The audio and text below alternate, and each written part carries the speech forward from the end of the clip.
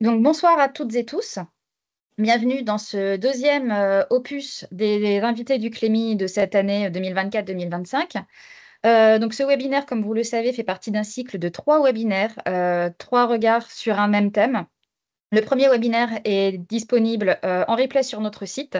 Nous y avions reçu Yves Soulet, qui est toujours agrégé de lettres classiques et maître de conférences à l'INSPE de Montpellier, et qui nous expliquait comment les élèves reçoivent les images d'actualité. Et je vous informe également que le 2 décembre, nous recevrons, dans le cadre de ce cycle sur le reportage photo, 2 enseignants et formateurs de l'Académie de Montpellier, Christelle Champy et Christophe Chamorant, qui nous donneront des pistes pédagogiques pour mener des projets de reportage photo en classe. Les inscriptions sont toujours disponibles sur notre site pour ce webinaire. N'hésitez pas à vous y inscrire. Et ce soir, nous recevons Édouard Elias, photoreporter dont vous avez pu voir le travail dans diverses publications presse.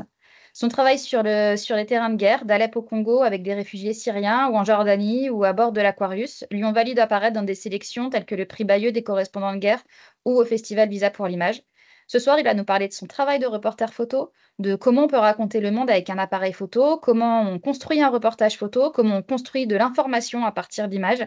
Et il nous parlera aussi de ses interventions auprès des publics scolaires. Donc, bienvenue, Édouard Elias. Merci à vous d'avoir accepté de participer à ce webinaire. Et je vous laisse la parole. Bonsoir, alors j'espère que le son fonctionne. Pauline, oui, c'est bon. Ok, Oui, le d'accord, très son bien. fonctionne. L'image est Ouais, un peu figée, mais le son fonctionne. c'est un exercice auquel j'ai plutôt l'habitude d'être en face des personnes que de parler devant mon ordinateur. Mais je vais essayer d'imaginer une audience et puis on va y arriver. Donc voilà, moi je m'appelle Edouard Elias, je suis photographe spécialisé plutôt dans le reportage photo, qui est voilà, un certain segment de la photographie, et plus particulièrement le reportage en zone de guerre ou traitant de la guerre et de ses conséquences. C'est comme ça d'ailleurs qu'on aime bien définir au prix Bayeux des correspondants de guerre le thème général, c'est la guerre et ses conséquences, donc aussi les déplacements en population et tout ce que peut générer comme implication, on va dire, une guerre.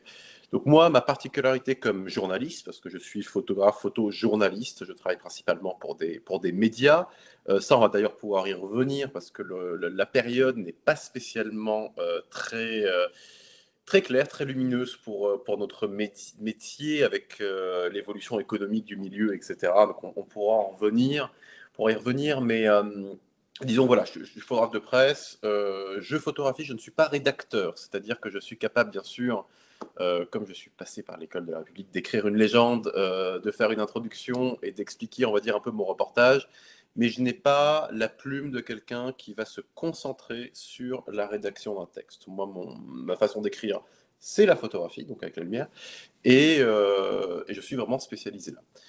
Au niveau de mon parcours, il est assez simple. J'ai commencé très jeune. Après le bac, j'ai commencé une école de commerce que j'ai abandonnée pour faire de la photographie. Et après la première année en école de photo, donc à 21 ans, je suis parti en Syrie lors de la guerre civile pour faire mon premier reportage. Et c'est là où mes images ont été, entre guillemets, j'aime pas trop ce terme-là, mais repérées. Et j'ai pu publier dans différents magazines et journaux comme Paris Match, Der Spiegel, Sunday Times Magazine, donc national et international, pour ensuite me professionnaliser. Je n'ai pas suivi de formation, je n'ai pas fait d'école de journalisme. J'ai arrêté mes études justement après mon premier reportage. Et j'ai été pris par la main en temps par des photographes qui étaient déjà assez reconnus, comme Patrick Chauvel ou d'autres, qui m'ont aidé à comprendre un peu le métier. Et d'autres aussi comme Marc Simon, qui était un ancien photographe devenu chef photo, donc dans un magazine, il y a un rédacteur en chef et puis les différents services, notamment celui de la photographie. Marc Simon, le chef photo du VSD. Alors VSD qui pouvait paraître un journal, on va dire, un peu plus people, etc., mais qui pour moi, sur de longues années, on va dire entre 2014 et 2018, donc pendant 4 ans, a été vraiment un journal qui m'a permis de partir dans énormément d'endroits, avec une vraie qualité journalistique, une vraie confiance aussi, nous, dans la façon de faire des images, pouvoir choisir de travailler dans un centre éducatif fermé, par exemple, en noir et blanc, pour pouvoir cacher le visage des enfants avec les contrastes, etc., que ça passe, on va dire, à la censure de la police judiciaire de la jeunesse, enfin la censure, j'utilise ce terme-là, mais c'est normal de préserver l'anonymat, on va dire, de mineurs qui, de surcroît, sont en situation de détention. Donc voilà, différentes collaborations, différents journaux, Donc ça va être VSD, Paris Match, Le Monde, le journal du dimanche à une époque, qui est devenu la Tribune du dimanche, enfin, qui est autre chose. Il y a eu un peu Libération, le Figaro Magazine. Voilà, on va travailler aussi avec des journaux qui ont un positionnement aussi sur l'échelon politique qui sont très différents. Mais moi, mon travail, c'est pas de prendre position, mais de ramener une information à mon public. Donc c'est quelque chose sur laquelle j'insiste énormément. Dans la pratique du journalisme aujourd'hui, et même que je peux évoquer dans les classes, etc., notre travail n'est pas de vous dire quoi penser. Notre travail est de ramener une information décryptée, qu'elle soit compréhensible par le public, et lui, après, il se fera sa propre opinion. Donc moi, je suis vraiment un défenseur, entre guillemets, un peu de cette... de défendre dans le journalisme, voilà, pas de pouvoir travailler aussi, voilà, avec tout le monde. Euh, Depuis à peu près 2017, donc depuis, on va dire, 7 ans, je commençais à travailler aussi avec d'autres institutions, notamment des musées, et par un rendu photographique de reportage qui est sous la forme d'artisanat d'art. Donc ça va être du tirage traditionnel photographique fait en laboratoire, que je pratique moi-même. J'amène d'ailleurs dans les classes aussi un mini labo photo pour permettre aux élèves de faire du tirage argentique. En fait, c'est très simple à faire et ça leur permet de tirer des photos, on en discutera tout à l'heure. Donc, travaille avec des musées comme notamment le musée des Armées, les Invalides. Je suis représenté par une galerie qui s'appelle Polka, donc ceux qui ont le Polka Magazine qui est basé aussi à Paris.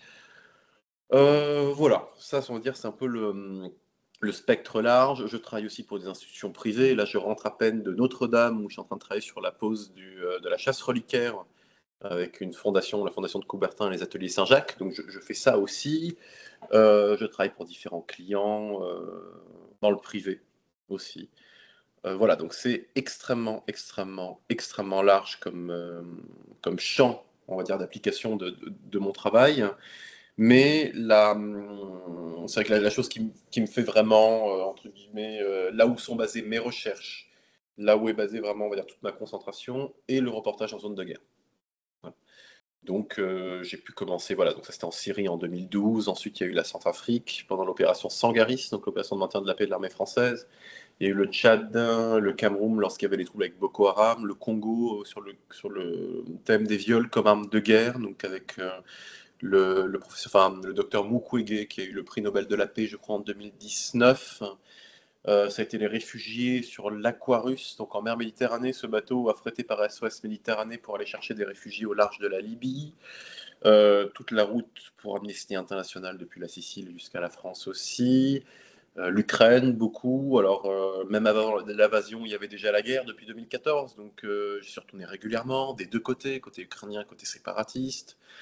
Il y a eu l'Irak, avec encore l'État islamique, bien sûr, parce qu'il était quand même partout à un moment. Puis le Liban, sur les assassinats politiques. Là, je devais y retourner, mais il y a eu des petits, on va dire, c'était un peu décalé. Travaillé beaucoup au Soudan aussi, Soudan et Darfour, donc pendant le coup d'État militaire, donc avant que les deux généraux, on va dire en ce moment, se fassent la guerre, on va dire c'était le coup d'État militaire là, en 2021. Le Darfour, entre autres. Voilà. Ça, c'est plutôt un peu mes différents thèmes et zones où j'ai pu aller. Mon travail, l'idée n'est pas de vous faire un diaporama photo, vous pouvez le voir, le consulter assez facilement sur Internet, notamment sur edouardelias.net. Enfin, c'est mon site Internet, il n'est pas à jour depuis 5 ans, mais il y a des trucs dessus. Voilà, ça vous donne un peu une idée. À ne pas regarder dans des mauvais jours, parce qu'il y a des photos un peu violentes, notamment en Syrie. Voilà, je préfère prévenir. Et un peu en Centrafrique aussi. Le reste, on peut plus considérer que c'est la violence psychologique, mais pas, on va dire, des images, on va dire, comme on dit, graphiques. On va les avoir plutôt en Syrie et en Centrafrique.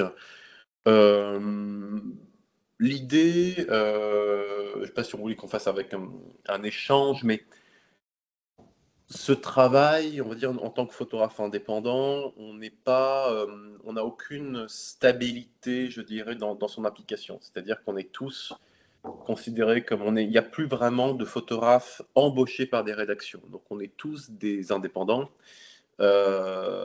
Pigistes, entre guillemets, la pige, c'est une forme de rémunération que font les entreprises de presse pour un travail journalistique. Donc l'API, c'est comme si je partais en CDD, on va dire, pour Le Monde ou pour Paris Match, etc. Je suis payé en salaire.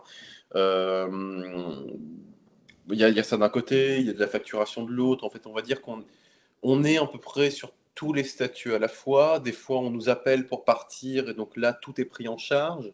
Des fois, on part en spéculation, c'est-à-dire qu'on va partir quelque part en espérant pouvoir travailler avec une rédaction. Donc, c'est à nous d'avancer nos frais, etc.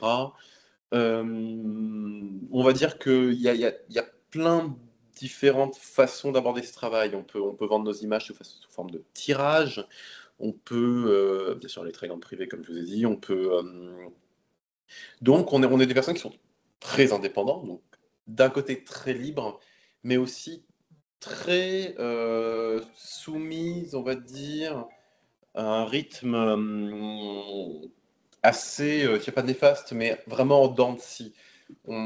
C'est assez difficile des fois de prévoir à l'avance, donc ça m'est arrivé que certains professeurs à qui j'avais dit que je me rendrais dans leur établissement se sont vus recevoir un email leur disant que bah non, je devais partir en Méditerranée sur les réfugiés.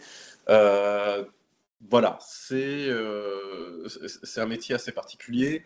Donc là, c'est vraiment commun à peu près à tous les journalistes qui ne sont pas embauchés par des rédactions. Dans le métier du journalisme, on va voir la photographie, en l'occurrence moi, mais il y a aussi le texte, la caméra, donc la caméra documentaire ou la caméra d'actualité, les JRI, journalistes rapporteurs d'images. On a la radio, bien sûr, qui est aussi très importante. C'est vrai que beaucoup de journalistes radio qui vont sur les mêmes terrains de guerre, voilà, toutes ces corps de métier dans le journalisme, on peut se retrouver sur ce qu'on appelle le terrain. Euh, voilà, crise en ce moment de la presse, difficulté de partir, difficulté d'avoir, on va dire, des commandes de long terme. Aujourd'hui, je pense qu'il est extrêmement difficile, alors, pour un photographe, pour un journaliste, de travailler, de survivre uniquement de la presse s'il n'est pas embauché.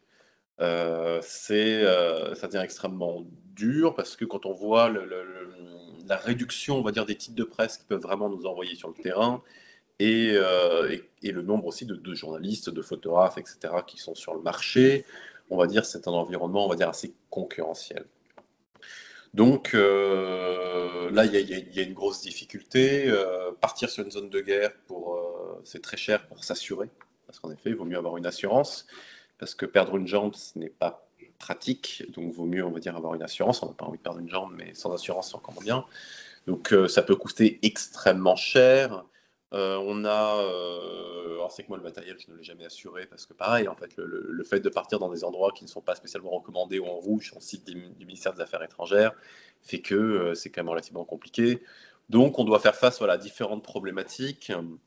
On a aussi une augmentation des risques sur les zones de guerre, notamment par le ciblage dû à nos jolis petits téléphones portables dont on ne peut pas enlever les cartes SIM et qui peuvent être repérés, suivis. On a un très mauvais manque un cruel manque de formation, je dirais aussi, sur les premiers soins, sur l'hygiène informatique, enfin, il y a énormément de choses comme ça sur lesquelles nous, on essaye de s'améliorer. Avec un ami, Didier François, on vient, enfin c'est lui qui a eu l'idée, mais créer un collectif pour aider les jeunes journalistes à aller sur les zones de guerre. Donc on ne parle pas de... Et c'est pas un sport de masse, hein, mais au moins qu'on ait notre propre matériel, gilet pare-balles, trousse à pharmacie complète avec des garrots, et aussi du matériel et une formation surtout qui puisse nous aider à faire face aux différentes problématiques. C'est pas seulement se comporter sous le feu, c'est-à-dire lors de bombardements ou de combats, mais aussi de faire attention à comment est-ce qu'on peut être ciblé, comment est-ce qu'on peut être traqué, le moment le plus dangereux pour un journaliste, c'est pas le moment où il va suivre des militaires, au moment où ça peut tirer, c'est le moment où il doit rentrer le plus rapidement possible et prendre une route de nuit qui n'est pas surveillée pour pouvoir envoyer ces images aux rédactions, etc. Donc, faire face à toutes ces problématiques. Donc ça, c'est extrêmement important. Aujourd'hui, alors ça, c'est un problème plus général Et je pense qu'on doit vraiment tous le prendre à bras le corps, ce problème, entre guillemets, média-nation. Alors souvent, dans le monde militaire, on va entendre le terme armée-nation, mais là, on l'a aussi au niveau des ce qu'on appelle communément les médias, même si je n'aime pas ce terme-là, parce qu'il y a autant de... Enfin, les médias, on sait très bien qu'il y a des journaux qui sont sérieux, d'autres qui le sont un peu moins depuis Internet, et qu'on puisse avoir des sites, un site Internet qui sont faits par des personnes lambda et qui ne vérifient pas leurs sources. Mais aujourd'hui, il y a une vraie défiance de la part de la population par rapport au titre d'information, par rapport à l'information en général. Et c'est à nous aussi, entre guillemets, d'essayer de nous ouvrir. Donc c'est vrai que c'est assez important aussi de pouvoir aller dans les classes, de pouvoir montrer comment se fait la fabrique du journalisme. Comment est-ce que se monte un reportage? Comment est-ce qu'on va produire un reportage? Comment ça se passe une interview? Comment on prend des légendes? Comment est-ce qu'on édite des photos? Et comment est-ce qu'ensuite on décide de les montrer? C'est quoi de la déontologie? C'est quoi un fixeur? Notre guide qui va nous aider sur le terrain? Euh, Comment est-ce qu'on peut aller dans une zone de guerre? Est-ce qu'il faut qu'on ait des autorisations? Donc, si on a des autorisations, est-ce qu'on est manipulé? Est-ce qu'on ne l'est pas? C'est toutes ces choses-là, je pense qu'il est important d'expliquer, parce que ça permet de montrer que les journalistes ne sont pas une espèce de puissance obscure, omnisciente, ce ne sont juste des gens comme vous et moi, qui essayent d'aller quelque part et d'essayer de glaner des informations pour les décrypter et faire juste une synthèse de ce qui se passe sur un terrain pour l'expliquer à d'autres personnes. Et, et je pense que c'est important, voilà, de leur montrer que c'est un métier un peu de débrouille, de tentative, des fois un peu avec beaucoup de culot, des fois, pour pouvoir arriver à rentrer dans certaines zones où on joue sur les malentendus, où on va... voilà, c'est plein de petites choses comme ça je pense, leur plaît, mais surtout, on va dire, leur permet, lorsqu'ils sont sur TikTok ou Instagram, etc., de se dire, OK, d'accord, je viens de voir une information, mais le monsieur, il m'a dit que ça serait peut-être bien de vérifier ou de voir si je ne peux pas la trouver autre part, avec une autre source, avec un autre angle, la vidéo avec un autre angle, pour voir si c'est vrai. Alors peut-être pas la photo d'un chat en train de sauter partout, mais celle, on va dire, on voit qu'il y a eu tel ou tel événement qui peut l'impliquer. C'est important au moins de prendre un peu de recul et se dire, avant de la reposter, au moins les vérifier si ce que j'ai vu est vrai ou pas. Et déjà, c'est quand même quelque chose de gagné. Donc, ça fait partie un peu on va dire un peu de mes souhaits. C'est quand même s'impliquer aussi un peu dans la cité, en quelque sorte, pour pouvoir expliquer ce qu'est le journalisme. Aujourd'hui, voilà, notamment avec la guerre en Ukraine, en termes de désinformation, on est parti très loin. On a bien vu aussi la puissance que pouvait avoir Twitter dans la dernière élection américaine, enfin X maintenant par Elon Musk. On a bien vu que nous, on est quand même dans une forme aussi d'instabilité politique qui est assez, je pense, propice à la naissance de désinformation. Parce que l'information est prise, bien sûr, par les partis politiques, et on le voit bien, notamment aussi, notamment avec l'Italie, avec le mouvement 5 étoiles, etc. Comment est-ce qu'ils sont pu utiliser aussi les réseaux sociaux, la publicité ciblée, etc., pour pouvoir, on va dire, aussi augmenter un certain sentiment de colère et certains votes. Donc nous, on est aussi un peu dans cette période où, on va dire, l'utilisation des canaux d'information est utilisée à des fins politiques et à des fins où finalement on se retrouve aussi avec une forme de polarisation de la société. Donc toute l'idée en fait de pas mal de journalistes dont j'espère faire partie, c'est d'essayer de trouver le moyen de faire entrer les gens dans un débat, mais pas seulement aller nourrir leurs convictions pour qu'ils restent en train de camper dans leur camp. Et donc ça, c'est toute la difficulté.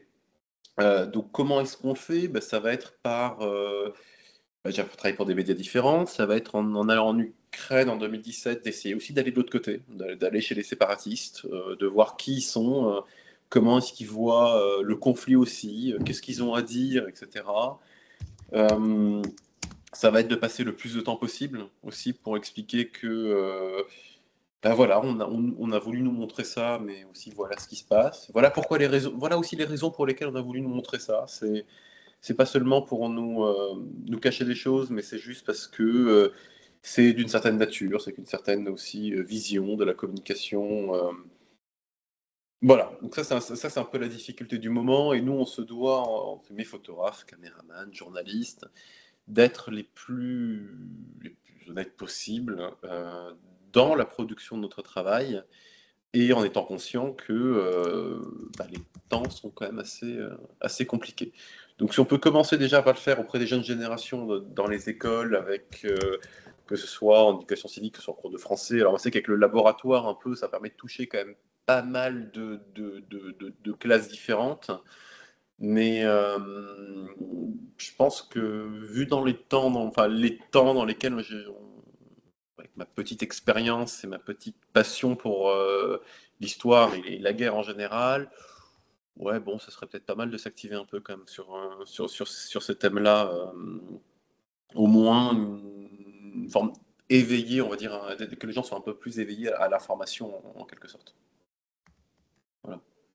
Bon, je pars dans tous les sens, c'est normal, je ne suis pas, voilà. Il n'y a pas de souci. Merci beaucoup pour ces petits éclairages sur le rôle du reporter photo, de l'image dans tout cet océan informationnel dans lequel on baigne quotidiennement. Je relais une question du chat, donc question posée par Audrey. À quelle place ont vos photos dans ce monde où les images sont omniprésentes? Alors justement, en fait, le problème, c'est que l'image, avant, on était... comment dire, les images aujourd'hui c'est devenu un flux continu. Donc il y a eu une industrie, au début c'était un métier presque artisanal, la photographie de reporter. On va parler de la guerre d'Espagne, on va parler de la Seconde Guerre mondiale, on va parler un peu de... C'était un métier qui s'est petit à petit étoffé avec des grandes agences où ça a commencé, on va dire, à créer presque des formes de boîtes. Ça s'est industrialisé. Et le prolongement de l'industrialisation de la fabrique des images et de l'information, c'est le low cost. Aujourd'hui, on est vraiment sur un flux d'images continu que tout le monde réalise, c'est normal, on a tous un appareil, un téléphone portable dans notre poche. Je ne dis pas que c'est un mauvais appareil photo. Ça permet au contraire d'avoir des informations qui arrivent très rapidement depuis le terrain. Sauf que le problème, c'est que ce sont des informations qu'on ne peut pas vraiment vérifier, sourcer, est-ce que les gens sont partie prenante ou pas. La place de mes images, elle fait partie bien sûr de ce flux. Ce sont des images par contre que j'essaie de faire en sorte qu'elles happent le regard du spectateur et qu'il puisse y passer plus que 2 secondes et demie. C'est-à-dire qu'aujourd'hui, quand les personnes vont regarder des images, notamment sur le réseau social le plus connu, c'est Instagram, ils vont défiler, ils vont voir des images et ils ne vont pas passer plus de 4 ou 5 secondes, enfin maximum, dessus. En quelque sorte, c'est même pas, c'est vraiment presque un centième de seconde sur lequel ils vont défiler. Moi, le but, c'est de pouvoir aussi, par cette photographie de guerre, troubler le regard du spectateur qui va commencer à se poser la question, mais où est-ce que c'est, quand est-ce que c'est, pour faire appel à d'autres références culturelles ou historiques qu'il peut avoir. J'avais travaillé sur je vais essayer de faire un truc. Je suis nul en informatique, pour un photographe, je sais, autant le partage de fenêtres. Ok, je partage cette fenêtre. Vous voyez un truc, ok. J'ai travaillé beaucoup sur la guerre en Ukraine. Sauf que la guerre en Ukraine, je suis parti la photographier. Vous voyez ce que je fais ou pas? Oui, oui, très bien. Oui, et c'est une photo, vous la voyez d'accord, une photo tranchée là avec un On voit pas la photo en grand, on voit la galerie. Ah mince. Ok. Et si je fais ça? Oui, là c'est bon. Là, vous voyez la photo Ah en oui, elle est grand. belle. Voilà. Ça, c'est en Ukraine en 2017. Donc l'idée, c'est que j'avais travaillé en noir et blanc à la pellicule, en panoramique, pour parler de l'avènement d'une nouvelle guerre de tranchées en Europe 100 ans après la Première Guerre mondiale. Donc c'était intéressant à cette époque, c'est que ça rentrait justement dans le centenaire de la fin de la Première Guerre mondiale, entre 2007 et 2018. Donc j'ai pu, en fait, par une approche différente photographique, essayer de faire ressortir ces choses qui, nous, culturellement, nous sont forts. Voilà.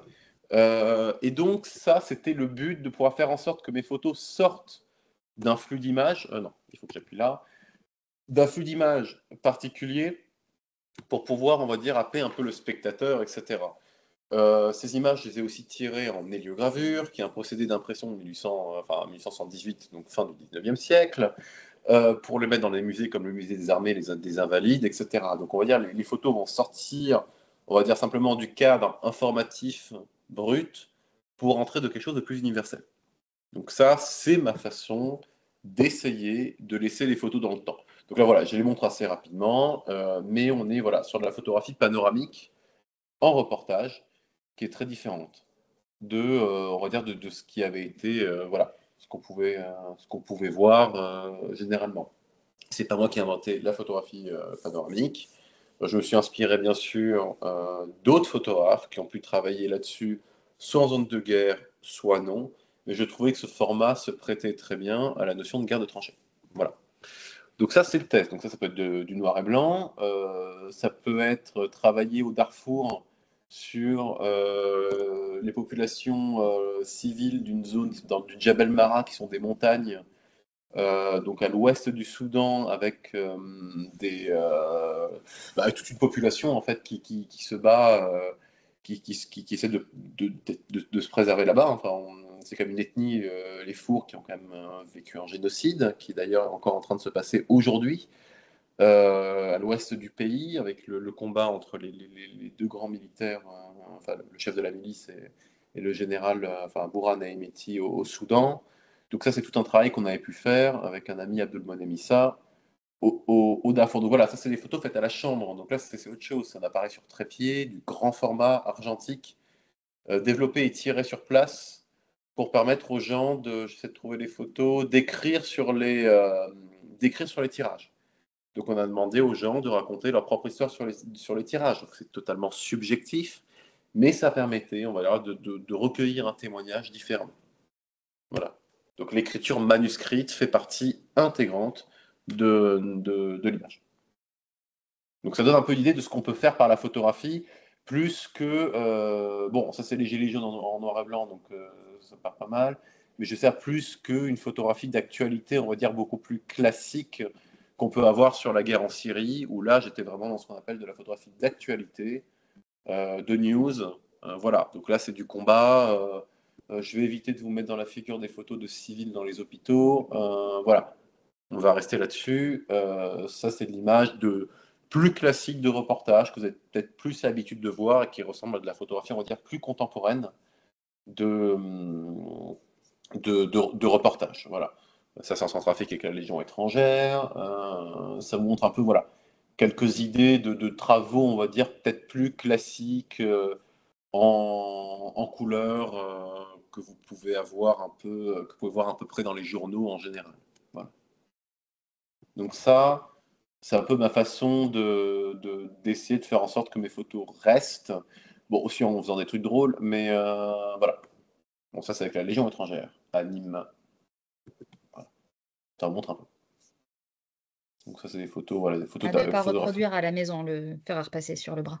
Oui, c'est sûr, oui. Mais après, en général, normalement, personne n'est censé vous engueuler parce que vous n'avez pas repassé la chemise. Mais ça, c'est la Légion étrangère. Mais voilà, en fait, on travaille. Puis bon, après, moi, j'aime bien la photo comme écriture. Donc, les formes, les couleurs, les cadrages. Voilà. Puis des trucs un peu plus rigolos aussi. C'est des sosies d'Elvis Presley en Angleterre. Voilà, ça montre que dans le travail, on peut faire des choses aussi un peu différentes.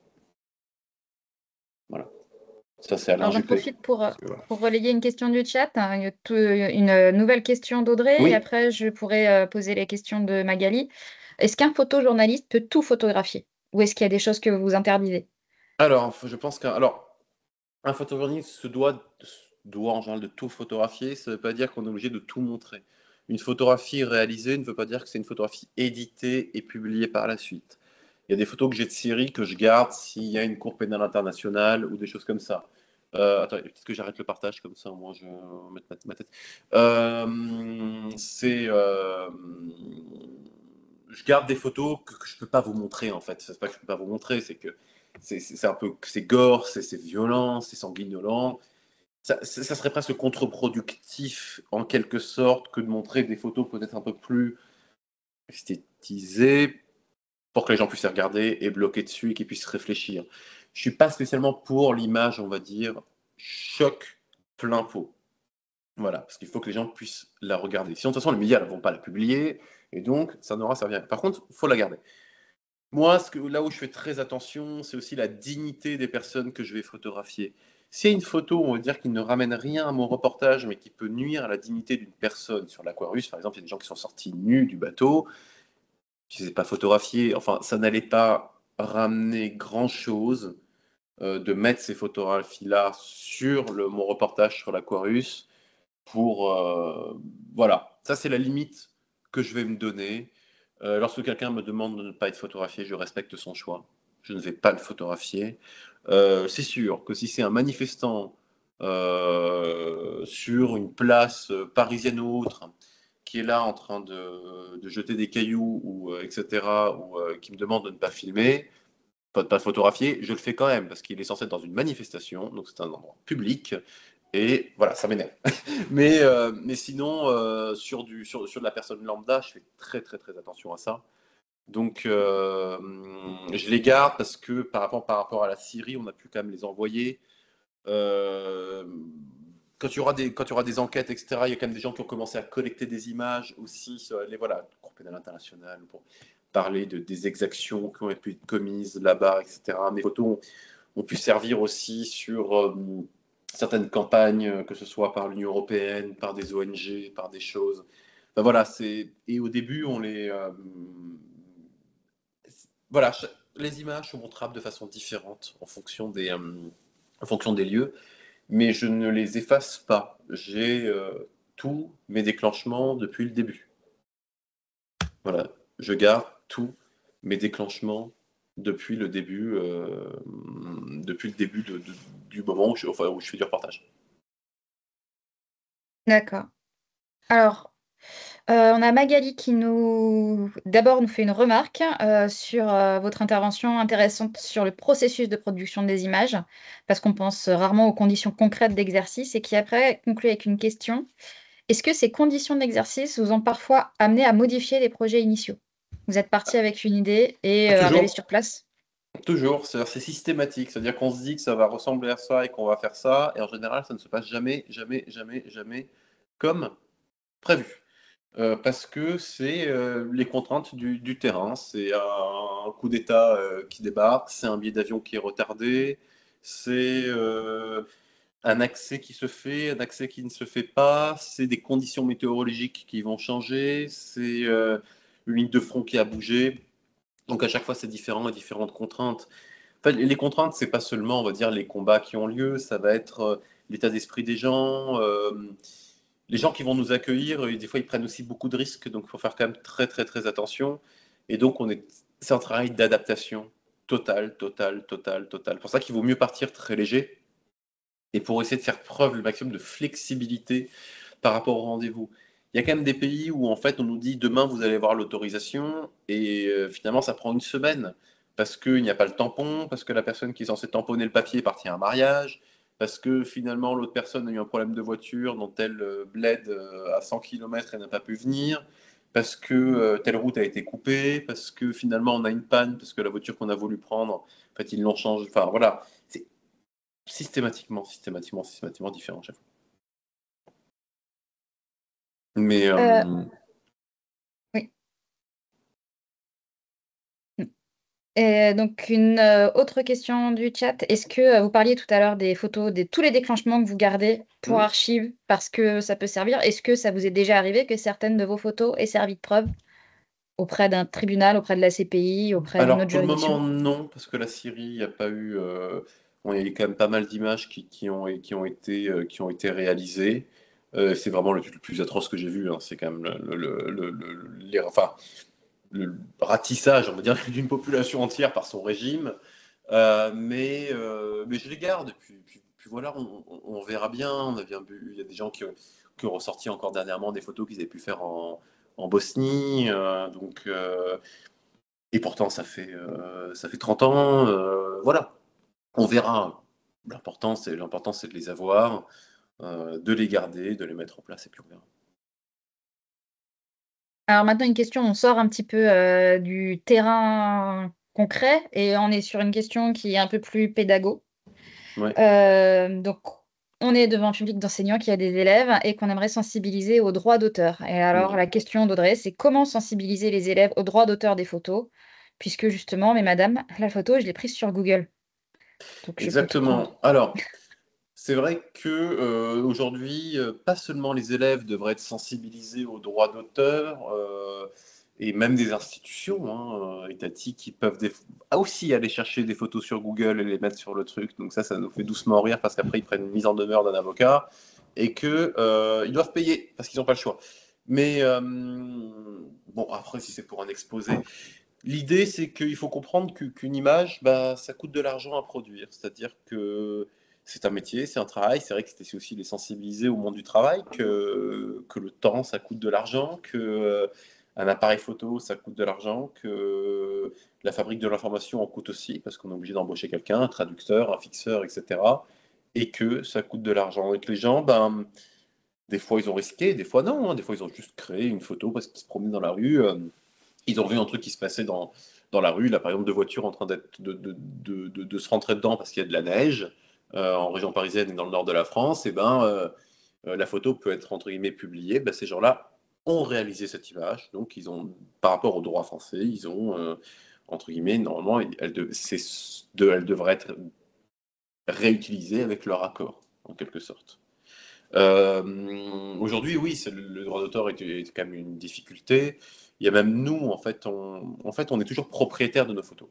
C'est-à-dire qu'on va céder l'utilisation de nos images sur un support donné pour une temporalité donnée. C'est comme ça que ça se passe, en fait, nous, notre travail. On est toujours, dans le droit français, propriétaire de nos photos. C'est très différent dans le droit américain. Eux, je crois qu'ils achètent réellement, entre guillemets, l'image en tant que telle.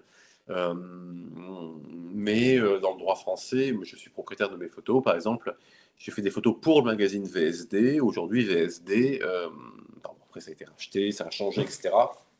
Mais ne pourrait pas les republier après plusieurs années sans mon autorisation, ou du moins sans me payer.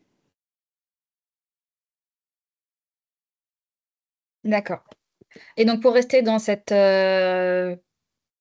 catégorie, enfin, dans ce thème de l'image, de la valeur de l'image, de la valeur de la construction de l'information, une autre question de Elena Sanchez. Est-ce que l'IA est déjà utilisée dans la presse? Donc, je pense que ce qui est sous-entendu, c'est est-ce que il y a là maintenant, en 2024, est-ce que le reportage photo est déjà concurrencé par des photos qui peuvent être générées par des IA? Alors, est-ce qu'elle est concurrencée? On a tous vu apparaître des photos, notamment à Gaza, etc., qui ont été faites par IA. Donc, le problème n'est pas la concurrence, en fait. Le problème est l'effet d'une image créée en intelligence artificielle ou pas, réaliste ou pas, une image créée de toutes pièces, pour, on va dire, qui va être relayée de façon virale pour dénoncer une situation, etc.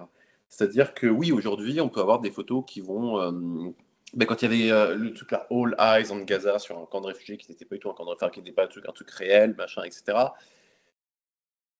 Est-ce que l'IA est utilisée? Alors déjà, de toute façon, l'IA est utilisée aujourd'hui partout. C'est-à-dire que même, moi j'ai cru comprendre que l'autofocus de mon boîtier Nikon que j'utilise, il y a une forme d'intelligence artificielle qui permet de détecter des visages et de les suivre dans mon cadre pour pouvoir toujours mis au point, pour pouvoir les photographier.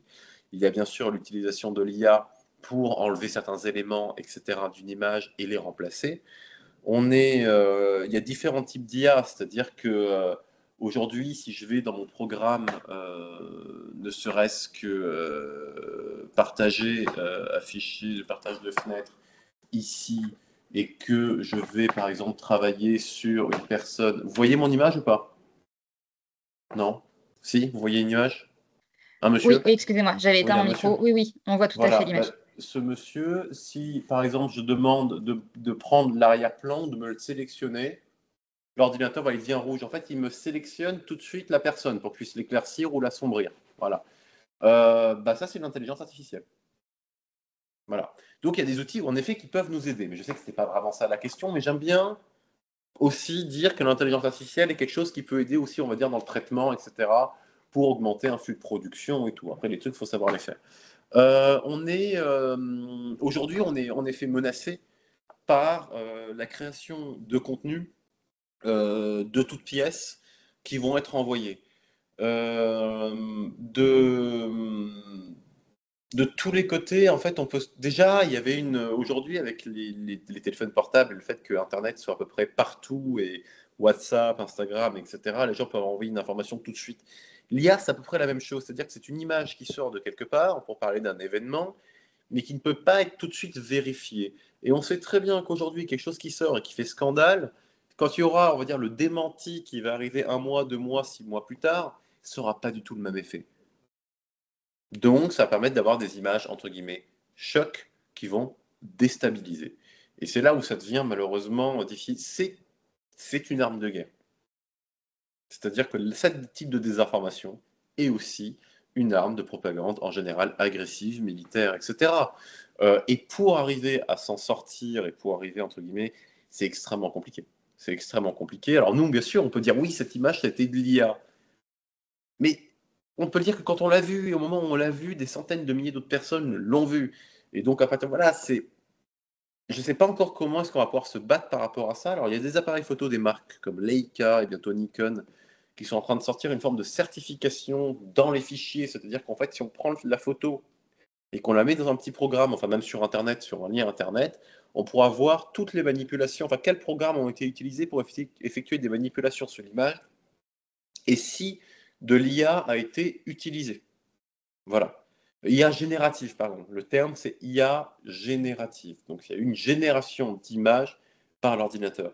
Donc, ça se développe, mais en même temps, lorsqu'on va voir l'image d'un enfant, entre guillemets, tué dans un endroit avec des militaires, parce que là, ça va se développer. C'est-à-dire que ce qu'on voit aujourd'hui, ce n'est rien par rapport à la qualité d'image qu'il va y avoir dans 1 ou 2 ans. Et là, on verra un peloton d'exécution, par exemple, de soldats français sur un enfant, etc. Le temps de le démentir, ça aura fait déjà énormément, énormément, énormément de mal. Donc là, oui, on est tous inquiets par rapport à ça. Mais bon. Mais là, alors, je ne nie pas du tout la désinformation, et cetera, mais là, on est sur des photos qui ne seront pas publiées telles quelles, en tout cas dans la presse. Ah Je oui, pense que le sens de la question, c'est est-ce qu'il y a des titres de presse actuellement qui disent, bah, pour faire des illustrations d'articles, on utilise des oui. images générées par IA? C'est pas le Parisien qui a fait une couverture en. Alors, c'était pas du design, mais un peu comme du collage, etc. Où ils ont fait appel à l'IA. Je crois que c'est le Parisien. Je crois que c'est d'ailleurs, je sais plus qui m'a raconté ça dernièrement, mais qui a même un horoscope qui est fabriqué par IA. Donc, si, voilà, enfin, il y a un moment où, bon, bah, voilà, enfin, si que les gens commencent à taper leur article par IA, c'est pas bon, à moins qu'ils sachent vraiment les sources, etc. Mais ça peut être un formidable outil pour aider. C'est-à-dire que moi, ça m'est quand même arrivé, des fois, peut-être d'aller sur le truc ChatGPT pour voir si ça fonctionnait. Je devais réduire un texte en moins de signes. J'ai pris le truc, j'ai mis dessus, j'ai essayé de me le réduire à tant de signes, j'étais pressé. J'ai tout relu plusieurs fois. Il y a des phrases qui me semblaient être coupées bizarrement, donc j'ai un peu repris. Bon, ça m'a facilité, on va dire, un peu dans le flux de travail. Tant mieux. Mais dans la presse, donc il y a ça. Mais au moment où quand tu auras commencé à avoir des articles web qui seront produits comme ça deviendra un problème. Donc faut voir. C'est un outil dont on va devoir tous, on va devoir tous on va être amené à s'en servir. Mais il faut que ça reste un outil. Et il faut surtout pas l'utiliser à des fins entre guillemets pour fausser le regard ou pour tromper les gens, enfin, tout simplement. Mais Merci. je vois, oui, un magazine de photographie a fait sa couve avec un portrait en IA, réponse photo, oui, Ouais, réponse photo a fait ça. Ah, je trouve ça un peu con. Mais en même temps, peut-être que c'était pour parler de l'IA. Mais oui. après, réponse photo n'est pas est un magazine spécialisé dans la photographie, des tests d'appareils photo et des histoires photographiques. Donc eux, peut-être qu'ils ont eu. J'ai pas vu se passer. Enfin, j'ai passé la couverture, mais j'ai pas ce numéro-là. Et en effet, oui, il y a une couverture en IA. Bah, ouais, bon, moi, le truc qui me dérange par rapport au droit des images, c'est que l'IA est générée à partir de milliers de photos qui ont été récoltées sur Internet et modifiées, passées à la moulinette par un ordinateur, mais sur le papier, il y a des photos qui ont été réalisées par des gens. Point Ils de n'ont vue pas retrouvé. droit, bon, voilà. Mmh. Question suivante, hein, question de, Ghislaine. Est-ce qu'il est plus difficile qu'avant de vivre comme photoreporter? Parce qu'il y a trop de risques, parce qu'on fait appel à des personnes sur place plutôt que d'envoyer des photoreporters, d'ici sur le terrain, pour plein de raisons, Ah, alors oui, il y a eu des âges d'or. Les années 90, c'était vraiment l'âge d'or du journalisme où les gens partaient des mois en étant plutôt bien payés. en business class, etc. Enfin, pas tous, bien sûr. Il y avait aussi des pigistes, les pauvres, qui avaient du mal. Non, aujourd'hui, c'est vraiment un métier très précaire. Voilà. On peut pas le nier, c'est un métier qui est précaire, qui pour gagner sa vie, bah, il faut faire aussi d'autres trucs. Voilà, je travaille avec Notre-Dame là tout à l'heure, donc là je travaille sur le chantier. Je fais des photos institutionnelles. Alors ça me plaît de les faire. Ce n'est pas, je dis pas, je ne mens pas à mes clients quand je me plais à faire des projets pour eux parce que j'apprends plein de trucs. Que c'est voilà, ça peut être des portraits, ça peut être des choses comme ça. J'apprends plein de choses. Donc, puis moi j'aime la photographie dans toutes ses formes, donc j'adore ça, mais c'est compliqué.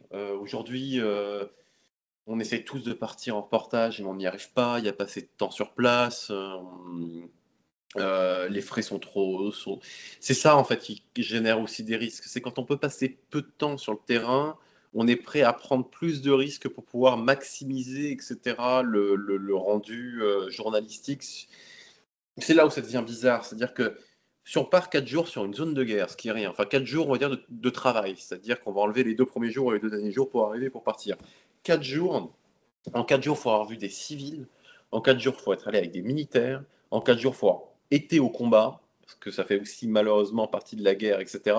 Et donc, en gros, si le jour où vous avez décidé de partir avec une unité au combat, qu'elle accepte de vous amener, etc., c'est pas le bon jour, parce que justement, ça pue un peu, il y a eu des intempéries, il y a beaucoup de boue, vous allez rester coincé, les autres ont le temps de ramener du mortier, ou l'artillerie a fait ses trucs, et ben c'est le seul jour où vous allez pouvoir le faire. Et donc vous savez que sinon vous n'allez pas arriver à vendre votre reportage, que ça ne va pas passer, ou que la rédaction va vous engueuler.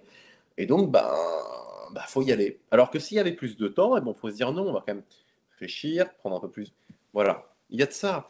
Il y a eu tout un grand débat aussi sur les photographes locaux, comme on appelait ça. Donc, ça, quand même, pendant quelques temps, était un tout petit peu arrogant, parce que les photographes locaux, on comprend, ils sont trop partie prenante, etc. Donc, il y a d'excellents photographes locaux, des excellents journalistes locaux, qui font le travail formidablement bien, qui connaissent aussi les lieux, qui ont des contacts, qui connaissent la langue, qui connaissent les cultures, etc. Et qui pour moi sont très importants sur la photographie d'actualité. Ensuite, il va y avoir aussi nous, moi, photographe occidental, qui va ramener, on va dire, un autre prisme de vue par rapport au reportage. Par exemple, l'Ukraine. Vous avez montré les photos de cette notion de guerre de tranchées. Cette photo-là, elles sont très parlantes pour un Allemand, un Anglais, un Français, un peu les Américains aussi, un peu vu la Première Guerre mondiale, etc. Mais par exemple, pour un Ukrainien ou pour, par exemple, un Malien ou un Libanais, la tranchée n'a pas la même signification que nous. Nous, on voit une tranchée, c'est Première Guerre mondiale. Eux, c'est différent. Donc voilà, moi, je travaille aussi pour, en quelque sorte, un peu des gens qui ont la même éducation et culture visuelle que moi. C'est là où rentre d'ailleurs toute cette notion, on va dire aussi, d'esthétisme dans la photographie, qui est un énorme débat. Combien de fois on m'a dit qu'il n'était pas possible de faire des photographies esthétiques de la guerre. Alors, moi, je veux bien, mais je ne vois Malaparte, Grossman, Hemingway, etc. Ils n'ont pas fait exprès de mal écrire pour pouvoir écrire leur texte sur la guerre. Donc je ne vois pas pourquoi. Moi, je devrais faire en sorte de cadrer mal pour pouvoir montrer, entre guillemets, ce qui se passe dans le monde. Et aussi, c'est de faire en sorte que les images puissent faire appel à des références historiques, picturales, etc., pour que les gens, éventuellement, puissent faire des liens avec leur propre éducation, et ça leur fait passer plus de temps sur l'image. Voilà. Donc moi, le but, c'est que les gens passent plus de temps sur la photo. Et donc, tous les moyens sont bons, en quelque sorte. Mais j'aime trop la photographie en tant que telle pour juste rester au 16 mm, enfin, un extrêmement grand angle, et juste photographier un truc comme ça, quoi. Voilà. Et merci. Une question de Sonia. En tant qu'indépendant, comment allez-vous en zone de guerre? Quelles autorisations vous avez? Donc là, c'est, pour revenir, je pense que vous êtes passé très vite sur, par qui vous êtes envoyé, Ouais. ces histoires d'assurance et cetera, et une fois que vous êtes sur place, qui vous donne le feu vert pour aller sur ces zones de guerre? Bah alors, déjà, un pays en guerre ne veut pas dire que c'est la zone de guerre. C'est-à-dire que si je vais en Ukraine aujourd'hui, je prends un train, j'arrive en Pologne, ensuite je vais à Lviv. Bon, voilà, là on tamponne mon passeport, etc. Je sors pas mon appareil photo, je peux aller à Lviv. Si je veux aller dans le Donbass, je dois, à un moment, je vais être bloqué. C'est-à-dire, est-ce que vous avez l'autorisation de l'armée de pouvoir passer? Donc, il faut que je fasse l'autorisation. Donc, là, il faut que j'aille au bureau de la communication. que je m'enregistre au niveau du bureau de la communication ukrainienne qui vont poser des questions. Pour qui est-ce que je travaille? Est-ce que je suis déjà venu en Ukraine? Bla bla bla bla bla. Ils vont quand même vouloir savoir un peu parce qu'ils ont quand même peur des espions et ça serait du même côté russe, etc. Et donc, dès que j'ai mes autorisations pour pouvoir y aller, je me rends dans tel endroit. Donc, soit j'ai un fixeur avec moi, donc un guide avec sa voiture, etc. Soit j'essaye d'être pris en charge par un organisme sur place, comme l'armée, et de me déplacer dans leur véhicule, dans leur truc, etc. Dans tous les cas, en général, quand on va vraiment en ligne, c'est le nouveau terme, la ligne zéro, même première ligne, on se retrouve quand même à être incorporé avec des militaires. Voilà, systématiquement. Donc avec des armées, on appelle ça une embed. C'est un terme américain pour dire on est MBD, enfin nous on utilise ce terme-là maintenant aussi, vu les anglicismes, pour rentrer entre guillemets dans les. On est pris, on n'est pas accompagné, on est pris en charge par un système militaire. Ça veut pas dire qu'on est que dans leur propagande, etc. On peut voir énormément de choses. On n'est pas, les gens ne demandent pas spécialement de regarder nos images. Moi, ça m'est presque très rarement arrivé qu'on me demande de contrôler mes images. C'est beaucoup plus quand je vais faire des photos pour des stars avec des agences de presse ou Disneyland Paris parce que c'est des malades et qui veulent tout contrôler que sur une zone de guerre. Donc des fois, ça me fait doucement rire et ça peut même des fois des petites altercations aussi. Enfin, voilà, enfin, il y a quand même des gens dans les services de communication qui sont encore plus fous que le commandement des opérations spéciales de l'armée française. C'est vraiment, c'est à mourir de rire. Mais donc voilà, ça en général, c'est comme ça que ça se passe. Si on veut partir avec l'armée française, il faut pointer à l'état-major. On passe pas directement par les régiments. Et à partir de là, on est pris en charge par l'armée française pour aller faire les choses. Et moi, jamais on m'a demandé de vérifier mes photos. Voilà. Donc la vitesse des médias, bien informé. Le consommateur d'images n'est-il pas un peu responsable aussi de cette situation? Bah oui, mais je suis entièrement d'accord que les gens sont responsables. Voilà, t'entends, je fume des cigarettes, je suis responsable aussi. Mais je sais que c'est mal. Mais oui, il faudrait éduquer sur le long terme. Je suis à fond là, enfin, pour ça, pour essayer d'aider dans la mesure du possible, bon, dans mes interventions, mais aussi dans la vie de tous les jours, en expliquant mon métier. Lorsque des gens, quand je fais des reportages, même en France, me demandent comment ça se passe, de leur montrer comment ça se passe, de leur montrer les images, etc., et de l'expliquer. C'est un travail de citoyen aussi, mais qui fait partie d'un grand tout. Les médias lents, oui, c'est bien, mais les médias lents, bah, il n'y en a pas beaucoup. Les médias lents, ils ont quand même besoin aussi de moyens pour fonctionner. Donc en général, les médias lents, bah, ça tourne parce que ça apparaît, ça disparaît, ça apparaît, ça disparaît, ça apparaît, ça disparaît. Euh, Non, c'est compliqué, hein. On est tous un peu atterrés, à vrai dire, un peu par la consommation de l'information aujourd'hui et comment elle est prise en place. Aujourd'hui, on a un gros problème, c'est qu'on est dans de l'éditorialisme constant. Donc, les gens, en fait, il y a beaucoup de plateaux de télévision, notamment sur des grandes chaînes en continu. Ils sont là avec des gens qui sont en train d'expliquer ce qu'ils pensent, mais pas ce qu'ils savent. Donc, il y a un moment où, s'ils mettaient un peu moins d'argent sur des experts sur les plateaux et ils le filent un peu plus d'argent à des envoyés spéciaux qui ne peuvent pas aller sur le terrain, ça marcherait beaucoup mieux. Mais, justement, pour de l'écoute, pour de l'antenne, etc., dès qu'il y a de l'altercation, dès qu'il y a du débat, dès qu'il y a, on va dire, des grandes tirades, entre guillemets, énervées, ben, ça capte les gens, ça les happe et ça permet de faire passer de la publicité. Et donc, voilà. Donc, non, c'est terrible. Nous, nous, entre guillemets, ceux qui aimons aller, enfin, aimons, oui, oui, qui sommes passionnés de terrain, etc., qui, de temps en temps, prenons aussi des risques, hein. On a tous quand même une vie personnel et privé qui est chaotique parce qu'on ne sait jamais quand est-ce qu'on part, on ne sait jamais quand est-ce qu'on va rentrer, donc on ne peut pas prévoir des vacances 6 mois à l'avance. On est quand même tous, enfin, je parle vraiment pour ceux qui font de la guerre, on est quand même en général un peu fatigués aussi. Il y a quand même des choses qui ont été vues qui ne sont pas spécialement. Oui, de temps en temps, enfin voilà, on peut y repenser, etc. On a des contraintes économiques. C'est difficile, mais bon, au moins, on essaie de faire le métier tel qu'on estime qu'il faut le faire, avec le temps, avec le respect des gens, le respect de l'information et une forme de déontologie. Mais Mais moi, j'estime aussi que le public est responsable, c'est-à-dire que je ne peux pas non plus faire le travail à sa place. Moi, je suis pas là pour éduquer des gens, je suis là pour leur amener une information. Ils sont censés avoir la culture, ils sont censés comprendre l'importance d'être informés aujourd'hui pour être un citoyen électeur conscient, entre guillemets, du choix qu'il va faire. Mais voilà, je fais une partie de mon travail et je ne sais pas si j'ai vraiment les capacités à aller plus loin, mais au moins j'essaie de le faire honnêtement. Voilà. Merci d'avoir pris le temps de répondre à cette question. C'est vrai que c'est important et que on sait tous, étant enseignants devant les élèves, que cette éducation, elle est prégnante et c'est ce qu'on essaye de tous faire au quotidien.